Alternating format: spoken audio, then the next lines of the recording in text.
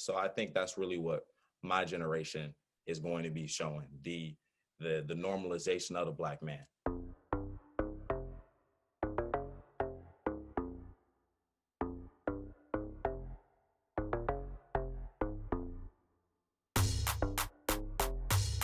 Niles Fitch's greatest role won't be scripted. The 19-year-old actor, you know him from his portrayal of the younger version of Randall Pearson on NBC's This Is Us, knows that his generation of actors is called to push Hollywood to do better. With the support of his mother and father, he pursued his dream at 3 years old of a career in the entertainment industry. And now, he's starring in Disney's Secret Society of Second-Born Royals as Prince Tuma, the first live-action Black prince. We chat.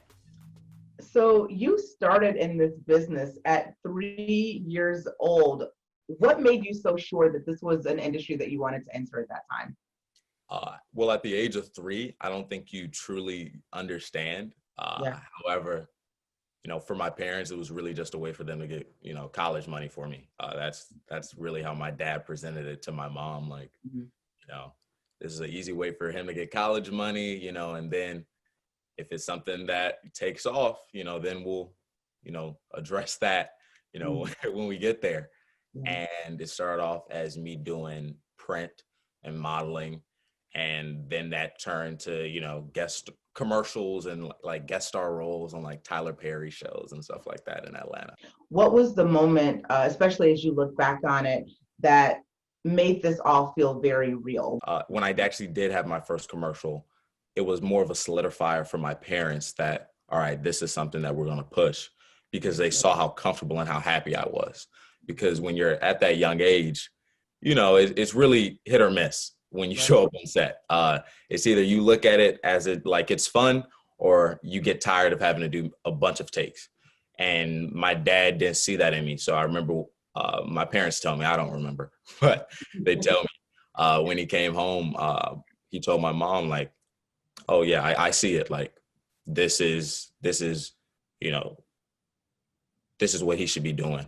And, I think once they made that choice, for me, I didn't really have that moment. I feel like until I'd say when I booked The Lion King, because I did that on Broadway, and I went from a place of seeing it happen and being like, I don't know if I can do that, mom, to then, a year and a half later, I'm young Simba and I'm doing it. And I think that's really when it set on me like, oh, like, there's something different about, you when it comes to this craft.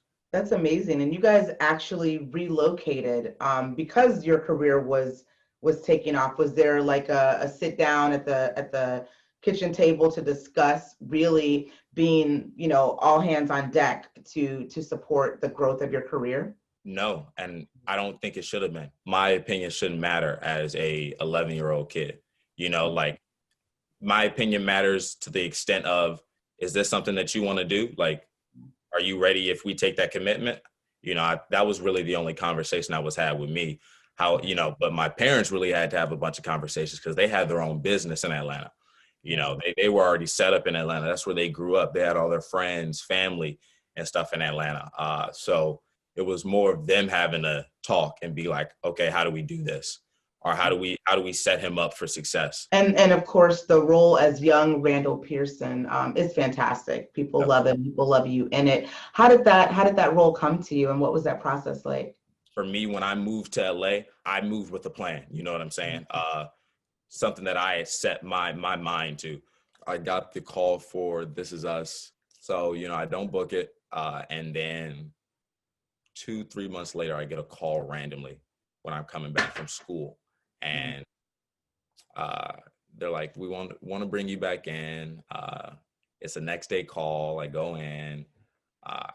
Aren't a lot of Randalls. I'm telling my mom, it seems like, they're not auditioning a lot of people. It seems like it was not a lot of people call, so I'm excited. I really enjoyed my audition. The next day I'm coming back from school, I get a call saying, hey, you booked it. You got to head down to LA for a fitting because you're working this weekend. So it all happened within like 4 or 5 days. And then I was I was shooting that weekend. So it was all super, super quick, which is crazy because I've been in this industry for 3 years and I feel like this monumental role happened in less than a week, or, so to say. Where do you pull from to help bring Randall Pearson to life? Well, the funny thing is, a lot of the stuff that Randall has dealt with, I've dealt with in my real life. Father passed away, and my father passed away. Oh, Uh, I'm sorry to hear that. Thank you. I mean, it happened when we were in New York, and I actually had to move back down to Atlanta because we Mm. were in such a financial, situation. So when that was one of the reasons coming out to LA, I had that goal because I knew I had to do it. But what I pull from is I've been blessed to where when Randall's writing essays for college, Mm. I'm literally writing essays for college. I've been blessed to be, to portray a role where I'm surrounded by, you know, I'm a black man in a white room trying to, understand my footing. So it's easy to pull from it, and the being able to talk about the anxiety and stuff like that while that's not something that I've personally gone through, I 100% understand it. And I I wanted to be authentic. I didn't want it to seem, fake. So I contacted friends who had anxiety to talk Mm. about how I could bring it to life because I didn't want it to seem, like I was acting. I wanted it to be. I wanted people to be able to get therapy off of it. To be able to be like, oh, like, all right, I'm not weird. Randall is also going through this and learning how to deal with it. So I've been lucky enough to be able to have people close to me or be going through things in my life Mm. where I'm able to just bring it to the camera. Man, well, I know you're your father's wildest dream. I'm sure he is very proud of the work that you're doing in this town right now, and I'm sure you think about that often too. Thank you for sharing that with me. You guys are back to work for This Is Us, I think. What's that been like, or how has that been in all of this? So we just found out that we're going back. I mean that the show is coming back out November 10th, I believe. Yeah. So right now we're just all trying to get prepared for that. Right now I'm working on another film, so I'm still trying to even get used to set now with always having a mask on, and actors really are the only ones able to take it off, and that's really just on set when we're about to go tape. So it's a lot of getting used to, but I'm just glad to be back to work. Yeah. Like that's something I really realized over quarantine, like how much I missed it, and how much like I need like, my creative juices flowing. All right. I don't like saying that. Nah, I didn't like that. But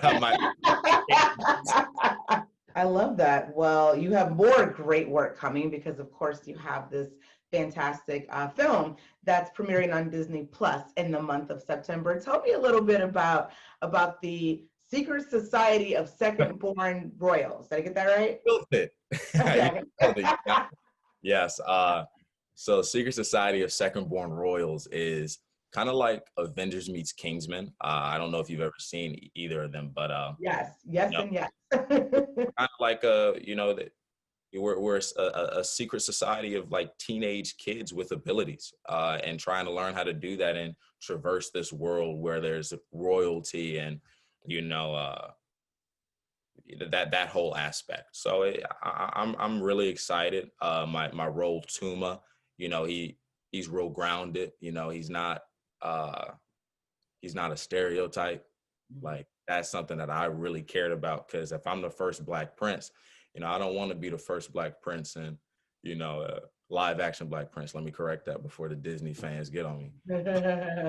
Uh, but I didn't want to play the first Black Prince and not be an authentic portrayal of what a Black man is because what we really want is just, you know, not to always have to play the thug or for there always to be a thug, for there to be more roles, uh, and that will come with over time. And I think that will come with people being able to see a Randall or a Sterling or a Lonnie that they're always able to watch, or they see the first Black Prince, or they see they see Caleb in Stranger Things, or they see my homie Deshae in SWAT, to where we're not a stereotype, but they got to see it first to be able to even fathom it. So I think that's really what my generation is going to be showing the normalization of the Black man, and that's really what I'm here for. Up next on Another Act, Gabrielle Union.